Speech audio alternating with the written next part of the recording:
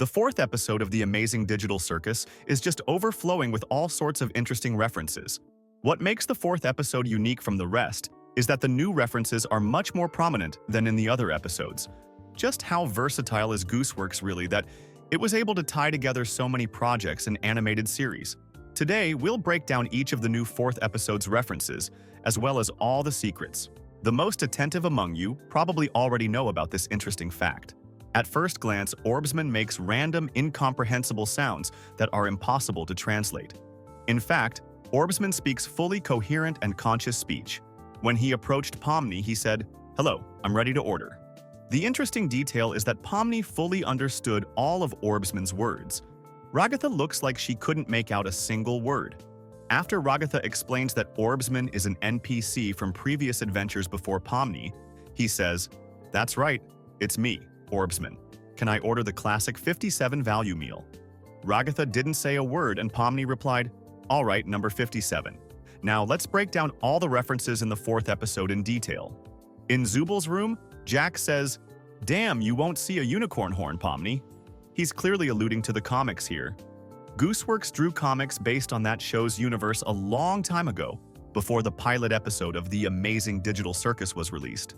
First, Pomni intercepts a Soviet signal and tells Jax about it. Meanwhile, he wants to kill her for no reason, but Pomni says, "Well, it's possible." This is her catchphrase throughout the episodes. Then Caine interrupts her and says he's divorcing Pomni's mom. He then proposes a date with her mom's brother.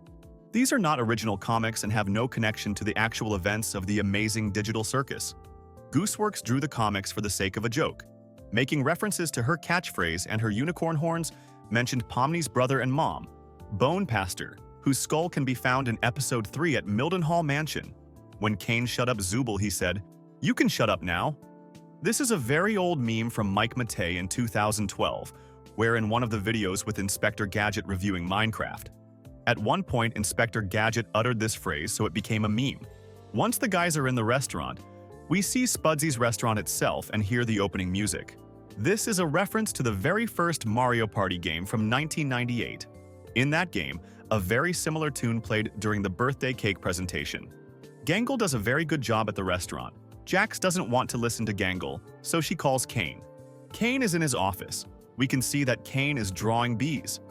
Caine drew a similar bee in Episode 3 during his psychotherapy session with Zubal. In Caine's office is an old computer. On the monitor, there is a C&A icon, the same icon as on a sticker on the whiteboard. Also, this sign could be seen in the pilot episode when Pomni stopped in the center of the office after a million open doors and the camera was lifted up. When Gangle is acting weird, Jack says, "This is really weird," which references the cartoon Raggedy of Ann and Andy. There is also another reference from it. When Gangle wants to make Ragatha work, Ragatha says, "I've already suffered enough. Boxes are falling on my head. Tea drinking, dancing lessons." One of the characters on that show had the exact same line that Ragatha said. This reference is not accidental, as Ragatha's design is inspired by the look of the cartoon characters. It looks like C&A is based in Europe. The license plate on the car is very similar to the European license plate standard.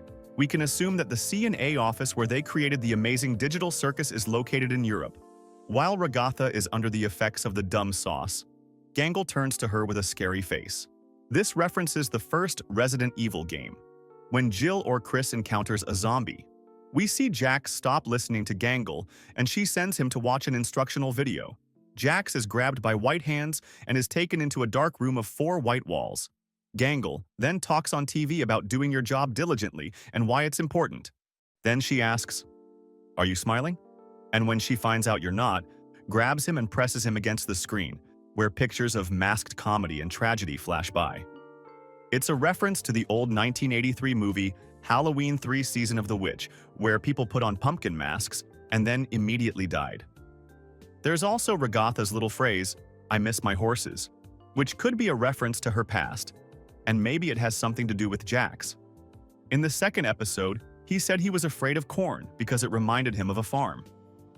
Luckily, we'll be able to find that out in the next 2 episodes, because they're about these 2 characters from our favorite show. Gangle mentioned that we shouldn't expect help from Ragatha, because her kindness and honesty are questionable. She, like Gangle, wears her mask of happiness, under which is fear and despair. judging from her dialogues with Pomni from Pilot.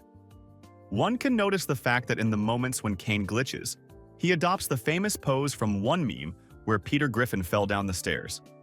There is also a reference to a parody of the Mexican YouTuber Memo Aponte, who was a former dubbing actor. He dressed his friends up as characters from a cartoon series, making them do tasks and make memes. And one of his friends sat on the couch in a Caine costume, just like this pose. Jax smashes a Gangle comedy mask during a baseball game. How about we start a "Stop Putting Up With This Rabbit" fund to help Gangle? Zooble takes Gangle to her room and, after a little digging, pulls out of her drawer the mask Caine gave her. And it appears to be the same mask with a smile, but with a black eye. And if you remember, a month ago Glitch opened a themed cafe in Japan where the characters were portrayed in uniforms from episode 4, and the mask was shown. As we'll realize next, this mask only hides Gangle's real emotions. Caine offers a spooky adventure, but Pomni doesn't want a spooky adventure, recalling episode 3. Next, the characters talk about the suggestion box. Caine checks it and finds Jax's suggestion letter in there. He would like an adventure in which Zooble becomes a piñata, and all the other characters take turns hitting her. Gangle offers to work at the diner and Caine puts her in charge, which isn't surprising since in real life she was also a shift supervisor at the diner. We see how difficult the manager's job is, which makes it quite difficult for Gangle. To cheer up her employees, she needs to put on a happy mask and show that she is cheerful. This is where Gooseworx shows the hardness of the job, and in general, many people wear masks in different situations. The mask of comedy is easy to break. You have to agree that if someone hurts you, you become sad. But the mask of tragedy is stronger because it is very hard to stop being sad and start at least smiling. Through these masks, Gooseworx wants to convey that Gangle will spend most of his time wearing the mask of tragedy, hiding his true feelings. The new mask loudly cracks when her friends say that sad Gangle was better than she is now. Her aspirations and hopes are shattered. So she is sad and feels unwanted and throws away the fake mask, and then smiles for a long time at the mask of tragedy, which is the real Gangle. Zooble supports Gangle at the very end. She wants to talk to her, and she likes the drawings, and Gangle starts smiling despite her sadness. As I said earlier in my videos, they will likely be good friends throughout the episodes. On Caine's computer, you can see the acronym C and A, and an Excel spreadsheet where Caine was apparently grading our heroes. You can also notice that his whiteboard shows that he gave everyone a good grade. And only Kinger, who did not participate in this challenge, appears to have had fun at the bull rodeo, for which he was given an A. It can also be inferred from this that Caine can create multiple trials at once.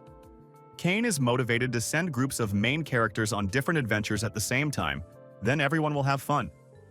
That's all for today. What do you think of these theories and references? Did you notice anything else interesting? Write your theories in the comments, and I'll be sure to read them. Also, don't forget to give this video a like and subscribe to my channel. Best of luck to everyone, and bye-bye.